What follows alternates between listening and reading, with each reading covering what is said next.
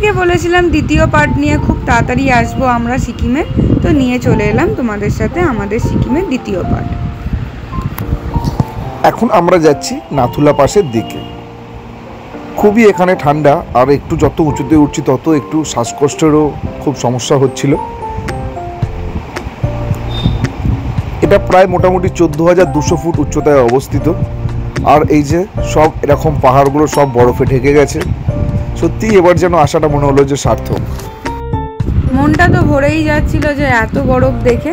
তো দেখতে দেখতে আমরা চলে গেছিলাম নাথুলা পাসের দিকে। নাথুলা পাসে এসে যখন গাড়ি থেকে নামলাম তখন তো একটা অন্যরকমই ফিল হচ্ছিল চারিদিকে এত বরফ দেখে, কিন্তু এত পরিমাণ ঠান্ডা লাগছিল মানে সেটা আর বলে বোঝানোর মতো ছিল না। এখানে আমাদের গাড়ি নামিয়ে দিয়েছিল আমাদের, আর ওই যে আমাদের এখানে গাড়িগুলো দাঁড়িয়ে আছে ওইখানেই আমাদের গাড়ি, ওখান থেকে একটু হেঁটে হেঁটে আসতে হবে এই জায়গায়। দেখে তো বুঝতেই পারছো পুরো এখানে এখন পুরো ঠান্ডায় আমরা একদম কাঁপছি সবাই। আর তার উপরে খুব জোর যেহেতু হাওয়াটাও চালাচ্ছিল তাই ঠান্ডাটা আমাদের প্রচণ্ড লাগছিল।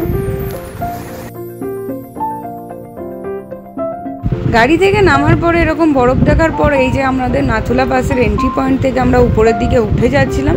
এখানটা এরকমভাবেই আমাদের পায়ে হেঁটে যাওয়ার, কিন্তু প্রচণ্ড ঠান্ডা আর প্রচণ্ড ভিড় দেখতেই পাচ্ছ। তো আমরা হাতে একটা অক্সিজেন ক্যারি করেছিলাম সবাই। তোমরা যারা যাবে অবশ্যই অক্সিজেন ক্যারি করো, কারণ কি এখানটায় বরফ পেলে আর অনেকটা উঁচুর দিকে বলে কষ্ট খুব হয়।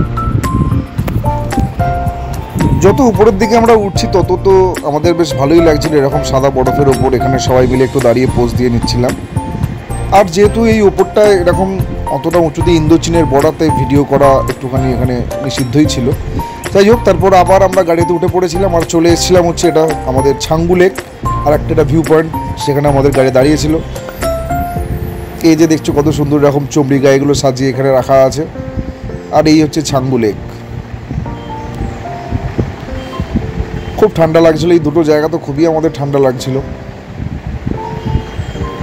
ঠান্ডা কেমন ছিল তোমরা তো আমাকে দেখেই বুঝতে পারছো। একটা টুপি পরার পরে আরেকটা টুপিকে জড়িয়ে নিয়েছিলাম, প্রচণ্ড ঠান্ডা ছিল। আর হাওয়া যা দিচ্ছিল ঠান্ডাটা আরও বেশি লাগছিল। তারপরে আবার রওনা দিলাম আমাদের নেক্সট ভিউ পয়েন্টের দিকে, কিন্তু আবার একটা পড়লাম চরম বিপদের মুখে। এখানে একটা পাহাড়ি জায়গায় একটা বিরাট বড় পাহাড়ের কিছু অংশ এখানে ধস নেমে পড়ে আছে। তো সেটাকেই সরাবার জন্য প্রায় মোটামুটি 1 ঘন্টা কেটেই গেল এখানেই। যাই হোক, এরপর আমরা যাচ্ছি, সেই দিনটা প্রায় সন্ধেবেলাই হয়ে গিয়েছিল। আমরা পৌঁছে গেলাম আরিটারের দিকে। আরিটারে হচ্ছে আমাদের সেদিনকে নাইট স্টে ছিল। তো আরিটারে এসে প্রথমে লাগেজপত্র সব নামিয়ে একটু রুমগুলো দেখে নিলাম। রুমগুলো এখানে বেশ পরিষ্কার পরিচ্ছন্নই ছিল। তারপরে সেদিনকে রাতে আমাদের প্রোগ্রাম করার ছিল হচ্ছে বারবিকিউ চিকেন, সেই জন্যই দাদাকে আগে থেকে বলা ছিল। তাই দাদা আমাদের আসতে না আসতেই বারবিকিউ চিকেন এরকম গরম করে রেডি করে দিচ্ছিল। সত্যি এরকম পাহাড়ের মাঝখানে এরকম গরম গরম ঠান্ডা থেকে আসার পরই যে গরম গরম এরকম বারবিকিউ চিকেন সত্যিই খুব বেশ ভালোই লাগছিল। গরমের পাশে বসে এই যে রেডি বারবিকিউ চিকেন খুবই টেস্টি হয়েছিল খেতে। তার কিছুক্ষণ পর আমাদের রাত্রির ডিনারও এসে গেল। আমরা এই যে ডিনার ফিনার সব করে নিচ্ছি সবাই মিলে বসে। সেদিনকে ডিনারটাও খুব সুন্দর পরিষ্কার পরিচ্ছন্ন ছিল। তোমরা যদি এই হোমস্টেতে যেতে চাও আমি হোমস্টের নাম্বার কমেন্ট বক্সে দিয়ে দেবো, তোমরা যেতে পারো। ডিনার করার পর একটা সুন্দর ঘুম দিয়েছিলাম এই সুন্দর ঠান্ডা পরিবেশে। তারপর এই ঘুম থেকে উঠে সকালবেলা 1 কাপ হাতে কফি নিয়ে আমরা দাঁড়িয়ে পড়েছিলাম একটু ব্যালকনিটার দিকে। তারপর আজ যেহেতু আমাদের 3য় দিন, আজকে তো আমাদের বাড়ি ফেরার কথা, তাই আমরা সেই মতো ব্যাগপত্র সব গুছিয়ে গাড়িতে তুলে বেরিয়ে পড়েছিলাম এনজিপির দিকে। এখান থেকে এনজিপির দূরত্ব প্রায় মোটামুটি 5 ঘন্টা মতো। আর এটা আর কি, তাই সকালে উঠেই টিফিন করে আমরা বাই বাই জানিয়ে বেরিয়ে পড়লাম আমাদের এনজিপির দিকে। সুন্দর সুন্দর ভিউ দেখতে দেখতে আর মন খারাপ করতে করতে এনজিপির দিকে আমরা বেরিয়ে পড়েছিলাম। তো এই যে আমরা গাড়ির মধ্যে সবাই মিলে একটা এরকম তোমাদের সাথে ভিডিও শেয়ার করে বাই বাই বলে দিচ্ছিলাম। তো মনটা দেখে তো সবার বুঝতেই পারছো একটু একটু খারাপ হতে শুরুই করে দিয়েছে।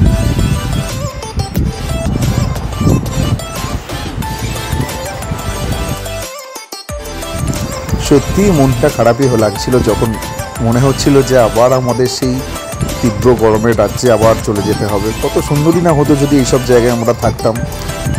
যাই হোক, মনের মধ্যে অনেক কিছু স্মৃতি নিয়ে আর হালকা মন খারাপকে নিয়ে আমরা বেরিয়ে পড়লাম এনজিপির দিকে। রাস্তাটার জার্নিটা অনেকটাই ছিল, প্রায় মোটামুটি 5 ঘন্টা মতো। এই যে আস্তে আস্তে আমরা অত বড় বড় পাহাড় থেকে আস্তে আস্তে আমরা সব একটা পাহাড় একের পর এক পাহাড় অতিক্রম করছি, আর নিচের দিকে যত নামছি ততই যেন মনটা আরও খারাপ হতেই থাকছে।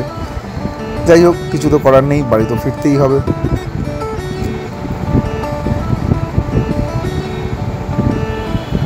এই যে একদম প্রায় মোটামুটি আমরা সমস্ত পাহাড়গুলো পেরিয়েই একদম সমতলের দিকে চলেই এলাম। আর যেহেতু অনেকক্ষণের জার্নি ছিল, আর সকালবেলা আমরা টিফিন করেই বেরিয়েছিলাম, কিন্তু ট্রেনে ওঠার আগে একটু লাঞ্চ করে নিতে হবে, তাই একটা শিলিগুড়ির একটা স্টেশনের পাশে একটা হোটেল, যেখানে আমি আগেও খেয়েছি, হোটেলটা বেশ পরিষ্কার পরিচ্ছন্ন, সেই হোটেলটায় আমরা একটুখানি দাঁড়িয়েছিলাম, আর আমাদের দুপুরের লাঞ্চটা ওখানেই সেরে ফেলেছিলাম। মাঝখানে আরও 2-3টে ভিউ পয়েন্টে দাঁড়িয়েছিলাম, সেখানে কিছু ফটো পোস্ট দিয়ে দিচ্ছিলাম, সেগুলো আর এখানে ভিডিওতে রাখছি না, কারণ ভিডিওটা অনেক বড় হয়ে গেছে অলরেডি। যাই হোক, বাই বাই সিকিম, আবারও দেখা হবে নতুন কোনো ভিডিও নিয়ে।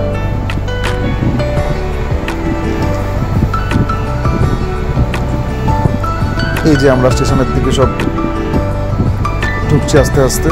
আমাদের ট্রেন 5:55, ঠিক টাইমের মধ্যে আমাদের ট্রেনও এসে গেল। আমরা ট্রেনে উঠে পড়লাম, আর আমাদের ছিল একটু এসি কামরা, তাই জন্য বেশ ভালোই লাগছিল, একটা সুন্দর ভালো ঘুমও হয়েছিল।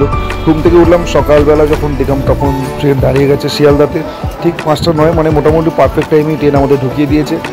আর এই যে শিয়ালদা স্টেশনের ভোরবেলা, আর এই হলো ভিডিওর কিছু ক্লিপ। আর এই ভিডিওটা ভালো লাগলে অবশ্যই একটু লাইক করে দিও। আর ততদিন তোমরা সুস্থ থেকো, ভালো থেকো, খুব তাড়াতাড়ি আসছি তোমাদের নতুন ভিডিও নিয়ে তোমাদের সাথে। টাটা।